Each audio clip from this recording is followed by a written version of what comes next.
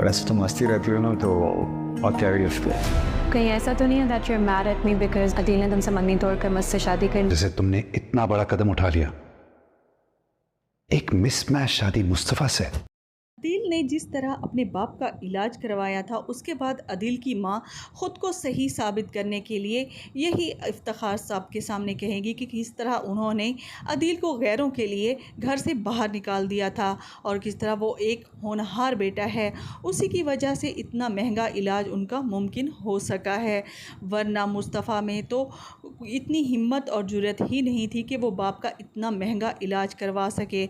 अब तो इफ्तिखार साहब भी अदील के एहसानों तले दब चुके हैं, इसीलिए चुपचाप वो अपनी बीवी की बातें सुनते रहें और उन्हें कुछ भी नहीं कह पाते, क्योंकि उन्हें अच्छी तरह पता है कि जिस तरह अदील ने उनकी केयर की है और इलाज करवाया है, मुस्तफ़ा ऐसा कर भी नहीं सकता था। इन्हीं बातों की वजह से वो अपने दूसरे बेटे मुस्तफ़ा को हर्ट भी कर चुकी होती हैं। शजीना ये सब बातें महसूस कर लेती है, इसीलिए वो मुस्तफ़ा का हौसला बढ़ाने की हर मुमकिन कोशिश करती है। इस तरह वो मुस्तफ़ा और शजीना काफ़ी करीब भी आ रहे होते हैं।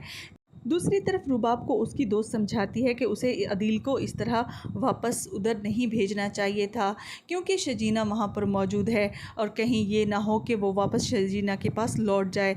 इसीलिए रुबाब वहाँ जाती शजीना से कहती है कि अदील ने जिस तरह मंगनी उससे तोड़ी, इसके डिसहार्ड होने के बाद ही तो तुमने मुस्तफ़ा से शादी की है। लेकिन शजीना उसे मुंह तोड़ जवाब देगी और कहेगी ऐसा बिल्कुल भी नहीं है, उसने मुस्तफ़ा से अपनी मर्ज़ी से शादी की है। उसी वक्त अदील भी वहाँ आ जाएगा और वो रुबाब को वहाँ से लेके चला जाएगा। लेकिन दूसरी तरफ जैसे मुस्तफ़ा और शजीना खुश नज़र आ रहे होते हैं, अदील को उनकी ये खुशी बिल्कुल भी अच्छी नहीं लग रही होती।